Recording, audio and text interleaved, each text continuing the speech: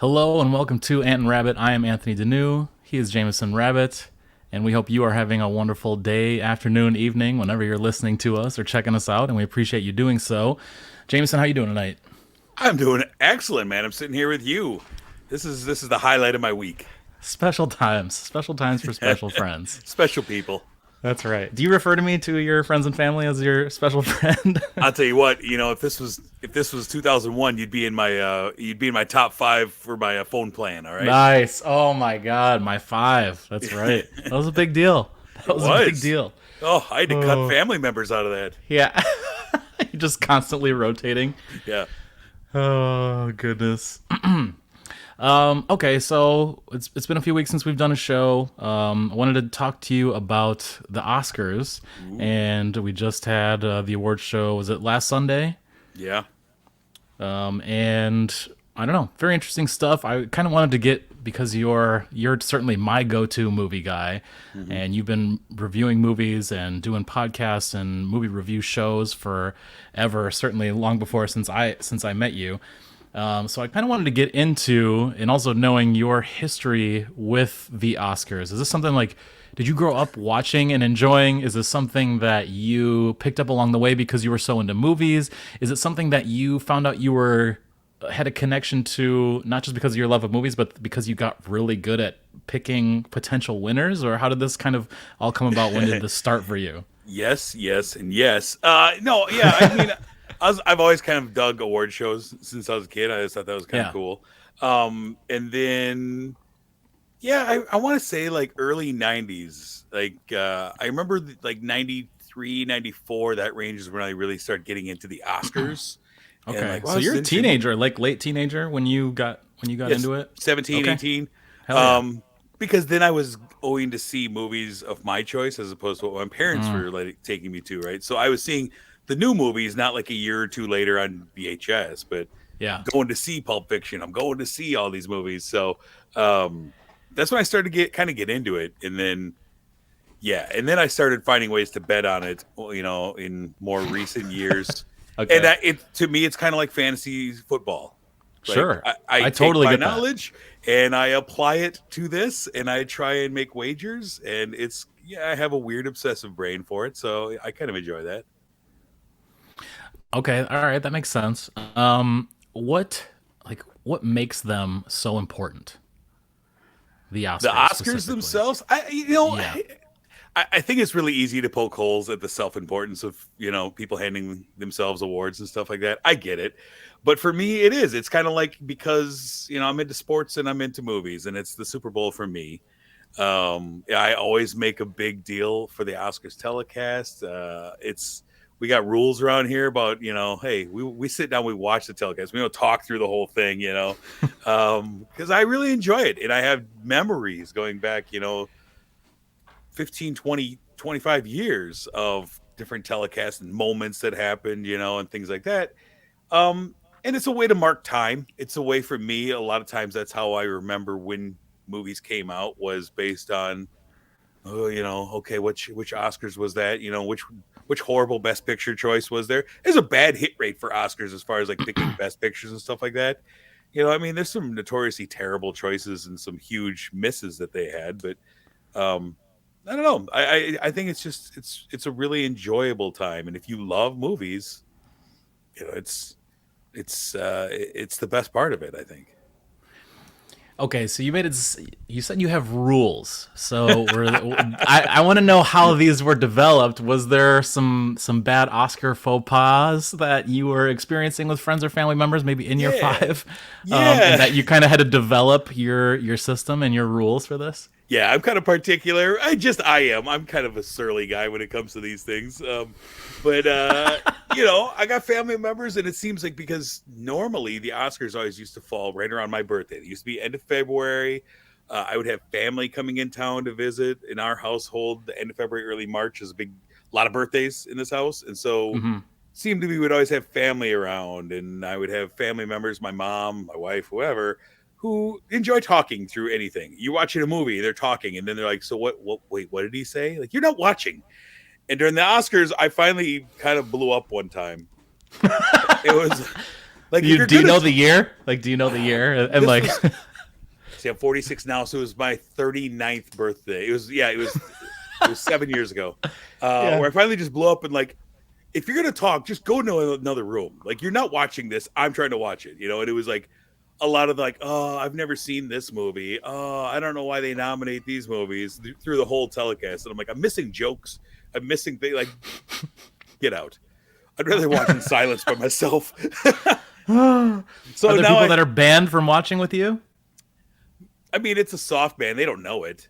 Yeah, Okay. there's I definitely. know exactly what you mean, where you Yeah, just kind of, yeah, yeah, they don't get the invites as much right. as And so anymore. I always used to, like, live tweet the Oscars back and forth with a few of my friends, a few of my fellow podcasters that I hosted with.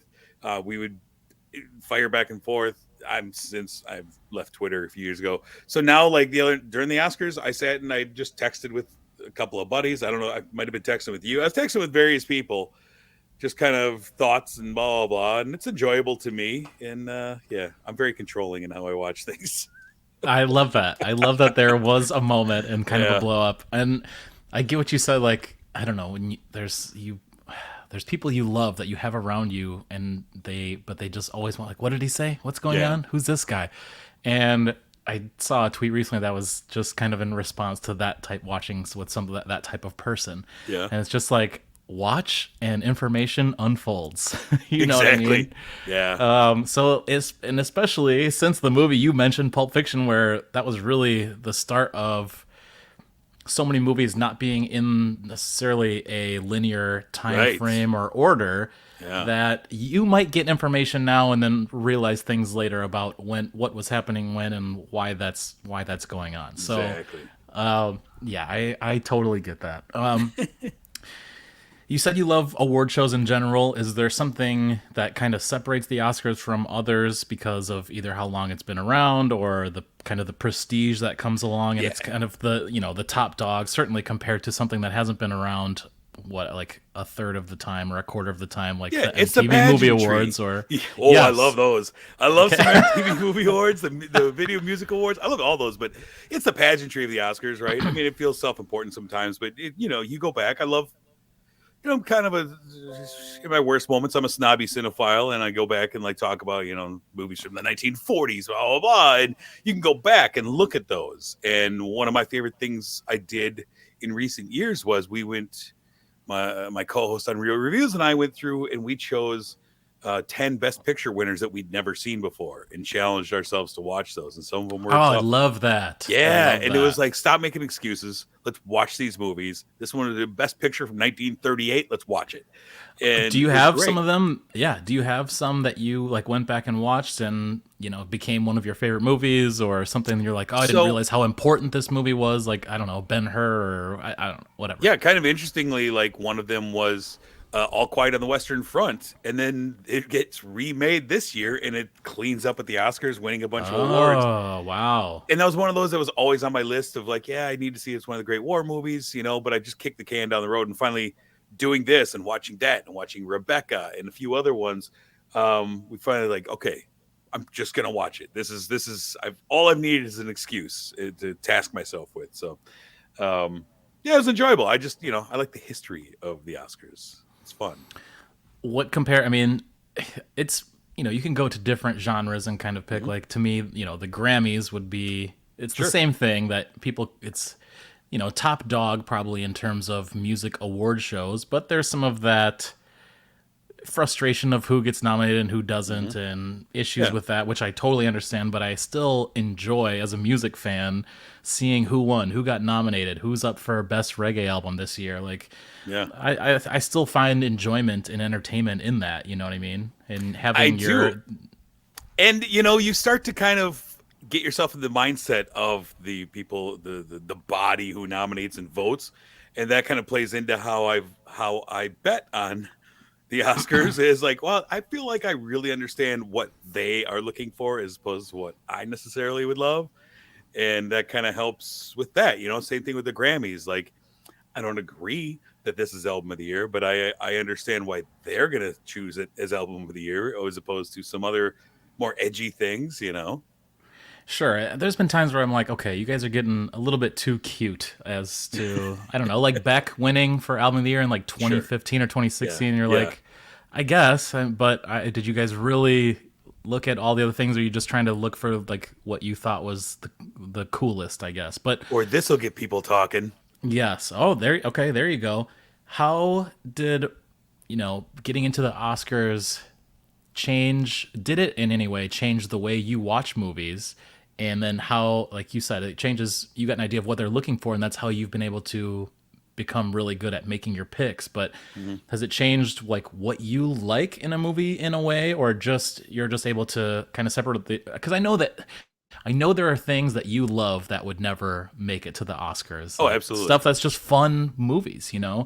But I wanted to know if there was any sort of correlation in there of like any things you've picked up from watching the Oscars, and then how you look at a film. I think early on, as I was trying to kind of develop more of a taste as opposed to just watching whatever, junk food movies I was watching at the time. Yeah, Probably like, oh, these are considered important movies. I should watch these.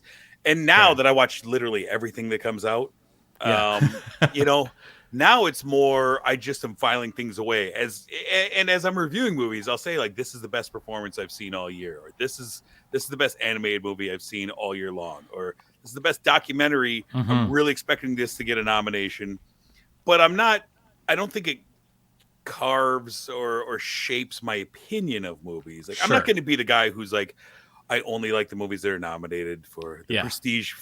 No, I still like to have fun with movies, and oftentimes like this year, yeah, the movie I thought was the best movie of the year won Best Picture. Sometimes that just happens, and I go, "That's awesome! I'm really happy the movie that I thought was the best movie actually won." Some years the movie I thought was the best movie doesn't even get nominated or talked about. yeah, and this is a movie we've mentioned before on different shows we've done before, but streaming on Netflix right now, Leave No Trace, Sure. and this would have Yep. been 2018, I believe, and it was your top film of the year, which I think Mhm. the number two on your list was Into the Spider Verse, Yep. Probably. and I probably saw 20 like that year at the time, probably saw 10, 15, 20 movies. You saw a couple hundred, Mhm. but I was right there with you. I'm like, Leave No Trace, and that was a recommendation from you Mhm. that I saw Leave No Trace, and it was the best movie that I saw that year. And then Into the Spider Verse was the second best movie that I saw that year. Sure. Like I was That's totally awesome. in step. Yeah, and then I think Shape of Water the year before. Like, Yeah. so in some ways, you're my Oscars, is what I'm trying to say. Uh-huh. So okay, we kind of talked about like what separates it, I guess, from other award shows, because it really Mhm. is top dog. And I get like, if I see something is a big deal and has Oscar nominations, or it's like, watch these things on this streaming service, these are Oscar nominated movies. Like Mhm. I get excited about that. I'm like, oh, there's a reason why a bunch of people like this, and the Yeah. Academy likes this, is because that it makes people feel something, or maybe it's a very unique thing. But is there kind of a cookie cutter Oscar style that you're like, oh, this type of movie always gets up there, whether it's Yeah. something you enjoy or don't enjoy? Is there something that you can be like, ah, yes, that's what Yeah. they're looking You for? watch anything Elizabethan period pieces with Queen Elizabeth, you're like, okay, that's obviously going to get nominated. They love Oh, that. They just love sure. these, right? Most often war movies, really well done war movies, like that's Yep. obviously going to get a nomination, no doubt. Yes. Good Um, call. and oftentimes it's actor dependent too. I mean, I love Meryl Streep. Meryl Streep has been nominated 1,000 times.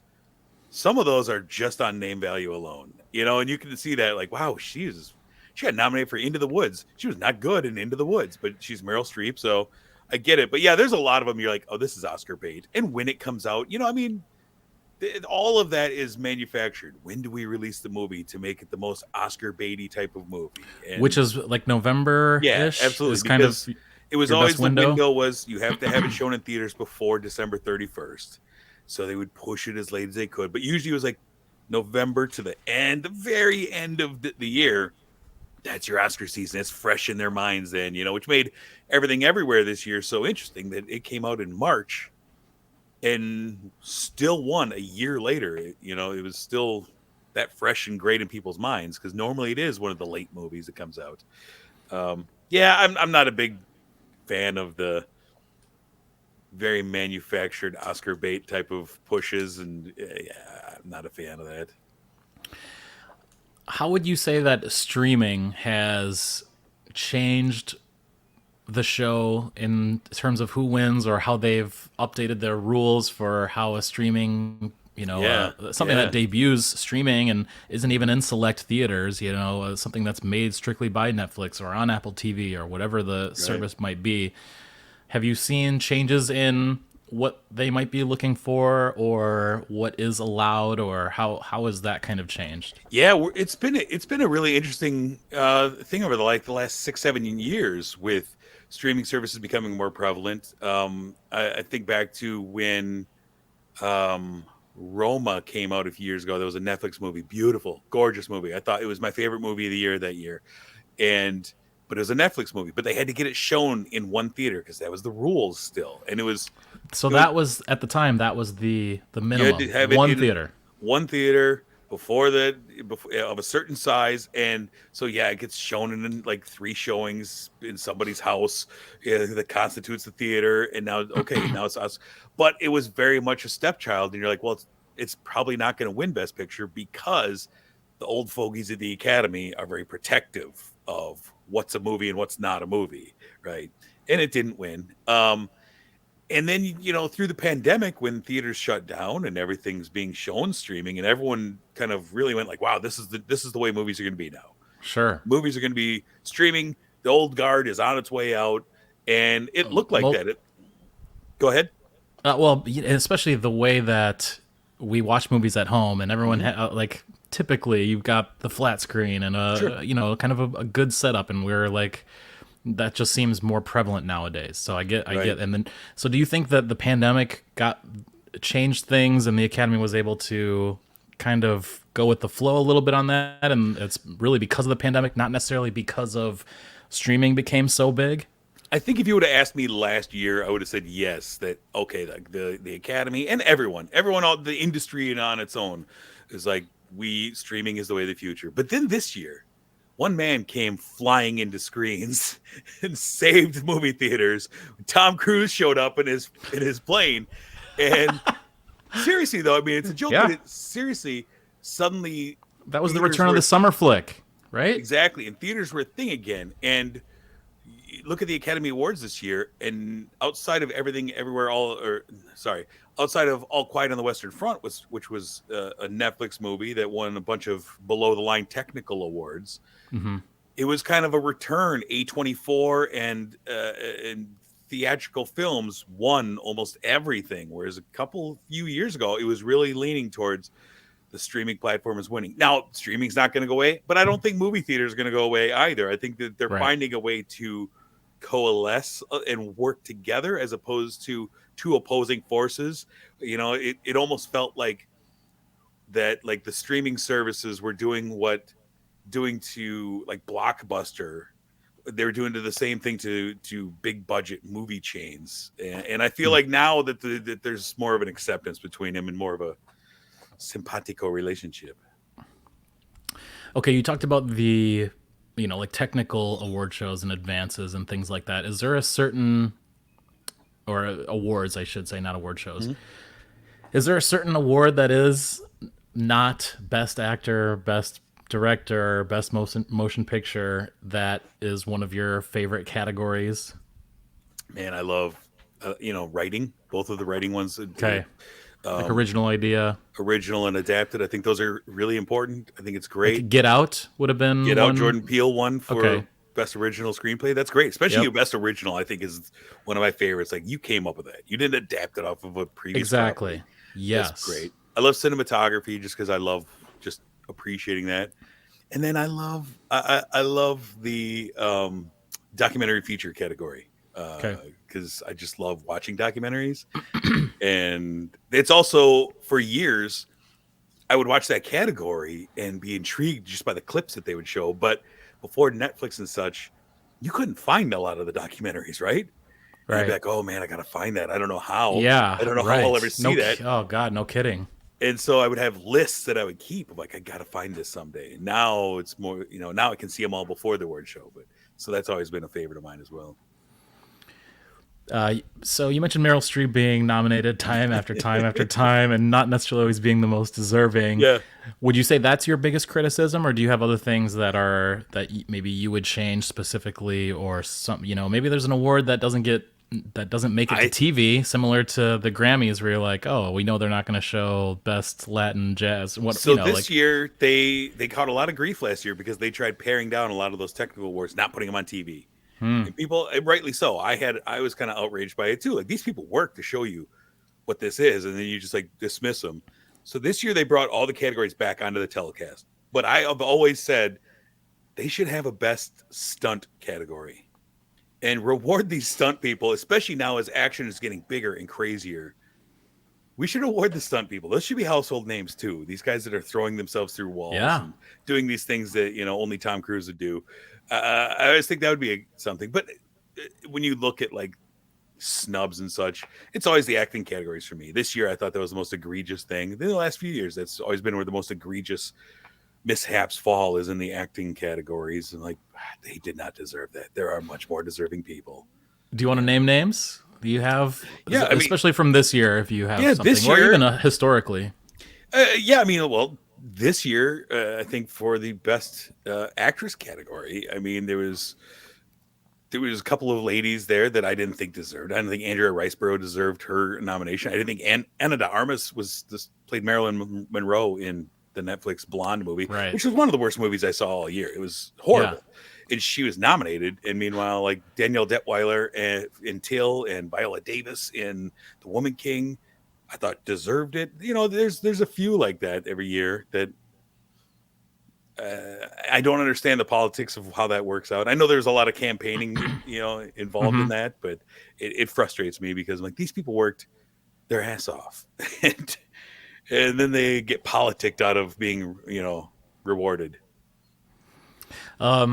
Do you have specific moments that stand out for you, or things that you feel like, oh, that always gets me? I love that part. Or, there's the slap last year, Yeah. or Ricky Gervais's intro was that the Oscars? No, he does Golden Globes. He I does don't Golden believe Globes. he's ever Okay. done Oscars. Okay. But I mean, just his intro, I thought was like, oh, man, just kind of getting right off the bat, just saying, yeah, we get up here, you're going to come up here, you're going to thank God, make some political statement. Yeah, It's yeah, just like nobody gives a crap. And I was like, oh, this is beautiful. But yeah, okay, yeah. that was Golden Globes, not the Oscars. Yeah, I mean, there's a lot of them. Like, so I morbidly, I really enjoy the in memoriam segment. I look forward to it, Yes. and I Yeah. enjoy I watching. look forward I to it. do. Like, I texted my Yeah. friends like, "Oh, here we go." And Now, at the beforehand, Grammys, I'm the same way. yeah, and beforehand, we always try and choose who's going to be left out. Which actor, which big name guy do you think are they not going to put in? And this year there was several of them. It was egregious how many names they forgot. But that's something that I kind of enjoy. It's morbid, but I have fun with that, and it's a great way to remember. Oh, that's right. Oh, so and so passed away this year. Oh, Yes. Yeah. you know, And sometimes when it happens in January or February, or of the year before, or not right, long after the award show, then you're like, oh my god, that's crazy that this was this year. And right, okay, well, right. the people that we've lost that were so important to us, or our Yeah. childhoods, or whatever And it might be. I used to love, one of my favorite things about that too was the um kind of like when you go to a graduation and it's a popularity contest voted by applause, and you'd have the cinematographer, the seamstress, and people are like golf clapping for her, and then Yep. it's Paul Newman and there's big claps, and Yeah. then there's a B-level actress and it's like, oh yeah, there's a clap of recognition. Like, oh man, it's just a popularity contest even Yeah. after you're dead. Yeah. Unbelievable.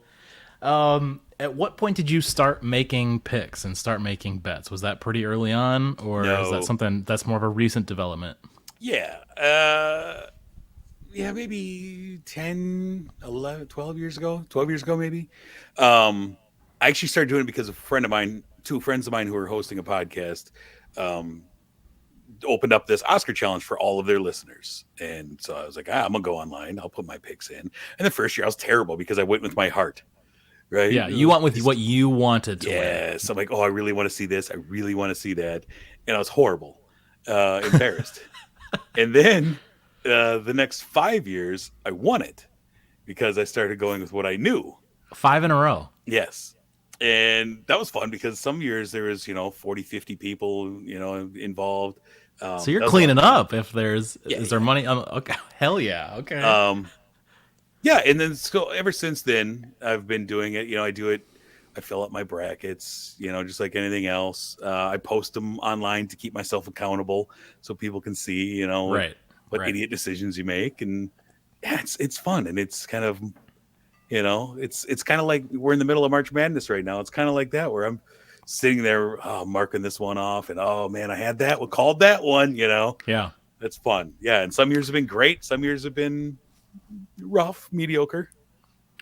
And what I like that you do, at least for some of your Facebook friends and the movie Hmm. Facebook group that we're a part of, is you'll put you put who your pick is to win, and then you will Yeah. put your personal preference for the Yeah, who year who will win? of Who should of win? of who was nominated, not necessarily going totally off the map for Yeah. documentaries or whatever. It's like, of the nominees, you give us who you think is going to win, which you've been very good at, Hmm. and as you said, and then also, what if you were in charge, who you would give the award to. Yeah, yeah, that's fun. It's fun for me too. Like, and sometimes sometimes it bites me in the butt. I mean, I remember one year, the best year I did was 2018, doing the 2017 movies. I went 22 out of 23 that year, missed Insane.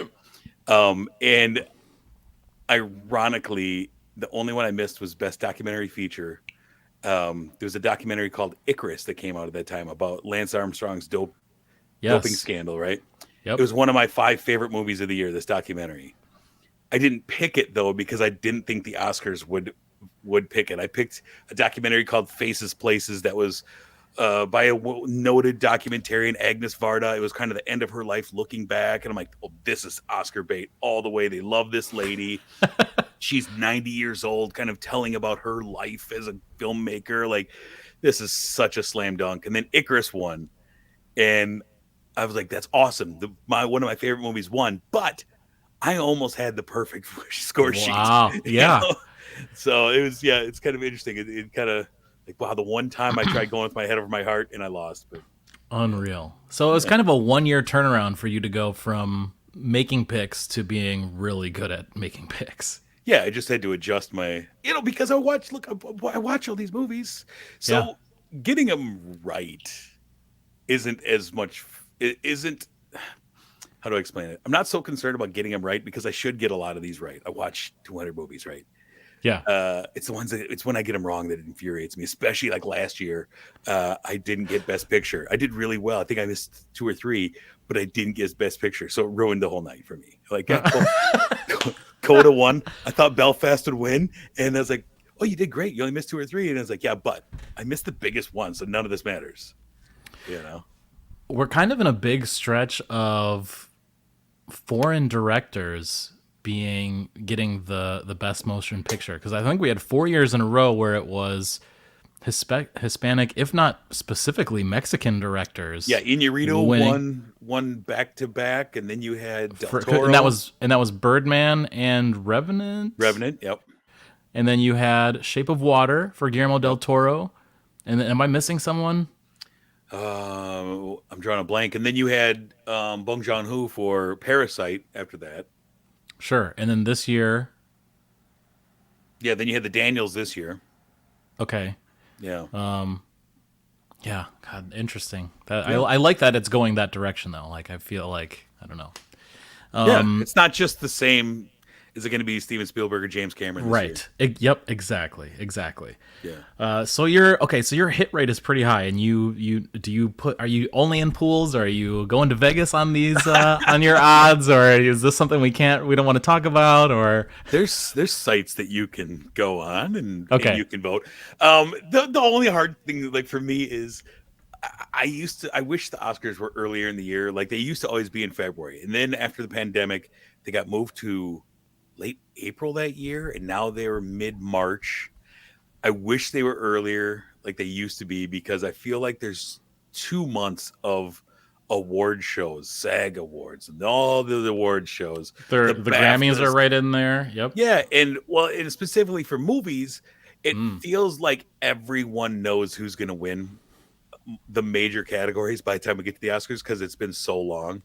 And I feel like that I lose my edge that way because everyone is like, well, I just watched.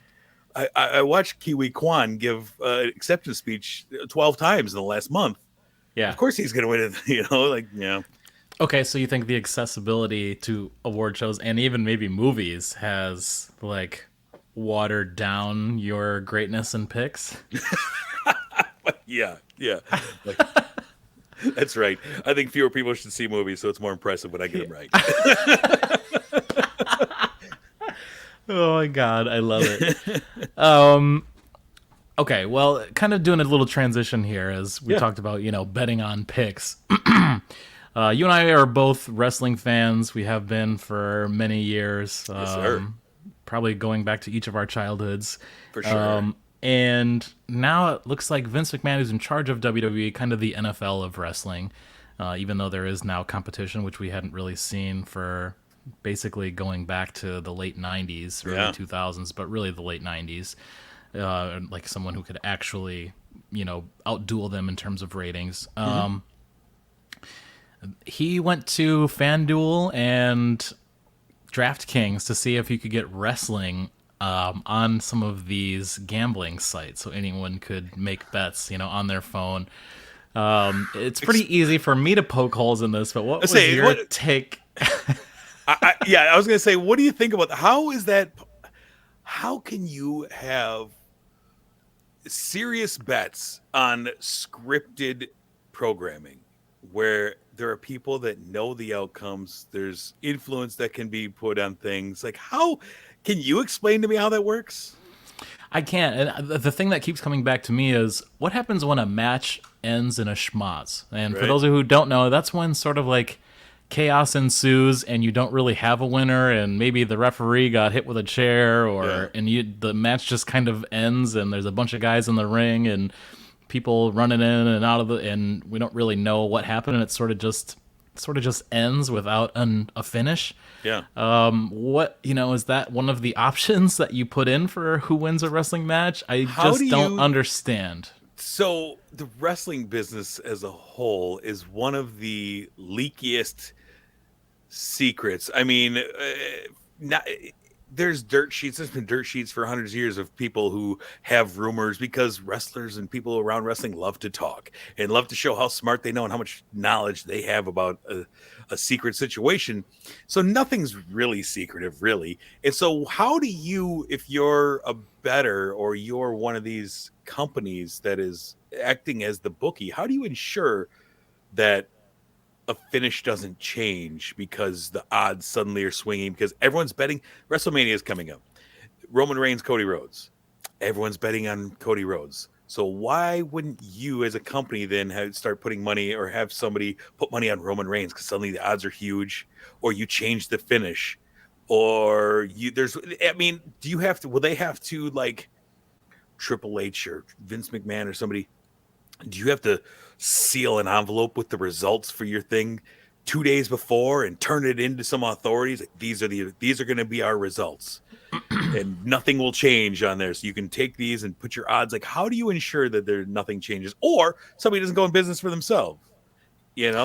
Okay, that's a great point that I didn't really consider. Is one of the wrestlers deciding to bet on themselves or betting on themselves they're supposed to win and then they just get counted out, or there's so many different things. Or we've seen matches change in the middle of a match where a wrestler gets injured and they are supposed to be the champion, but the guy's foot is barely hanging off his ankle, and they have to decide that, well, he's gonna have to be out for a while, like he's got to lose the title. So things like that. I mean, there's just way too many things to me that don't understand how this can be a thing. I just don't understand it.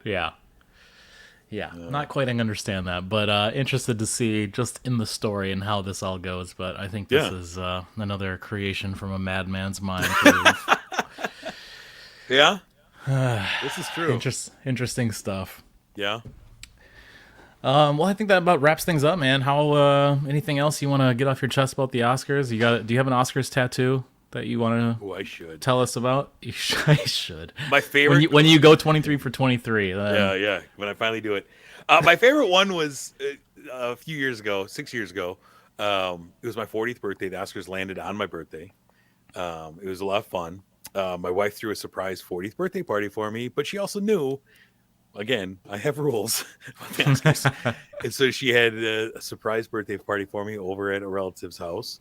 Um, it was the year that La La Land and Moonlight had their mishap for Best Picture. oh my Right? god. It was a Okay, the great, Steve Harvey reveal, and they gave him the wrong envelope or whatever. right? Yeah, yeah. Okay. It was well, it was Warren Beatty and oh, what's her name from Bonnie and Clyde, and yeah, and it was a great year for movies. Loved it, and it was a lot of fun because they had a fake red carpet. She got a cake made that looked like a red carpet with scenes from La La Land on a film strip going around the cake, edible scenes, Yeah. um, and during commercial breaks, she had people Skyping in, friends of mine from around the country Skyping in, giving Ah. acceptance speeches, birthday wishes. My friend Jason, who I dearly love, really reminded everyone of the rules. Like, hey, it's great, you're all around, blah, blah. But look, what we don't want to hear is, why don't they nominate Deadpool for anything? Blah, blah. He's like, you keep that to yourself. You don't talk like that during the ceremony. Yes. It was great, and friends and family were there, and it was the best. It was my favorite awards ceremony just because of all of that. It was too much fun. We're all dressed up watching it. It was great. I love that. That's such a great story. Yeah, and then it ends in chaos, right? It was great. Right. Yeah. Yeah. Oh my god. Too much fun.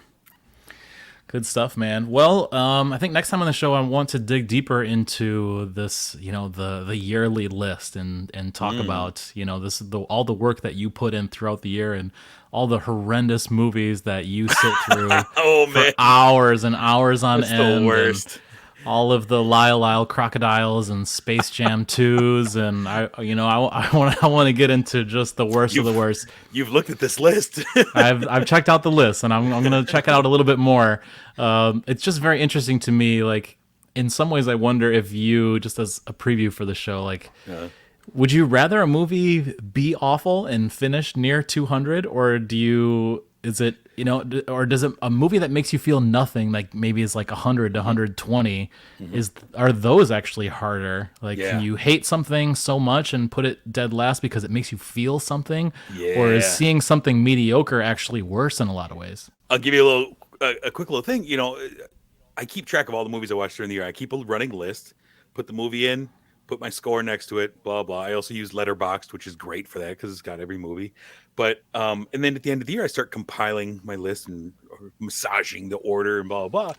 And every year, there's a good handful of movies that fall in that like 2-star range, just below mediocre, not terrible, wouldn't recommend, whatever. Yeah. Just forgettable movies. And I have to go back and look them up on IMDb and like, what was this movie?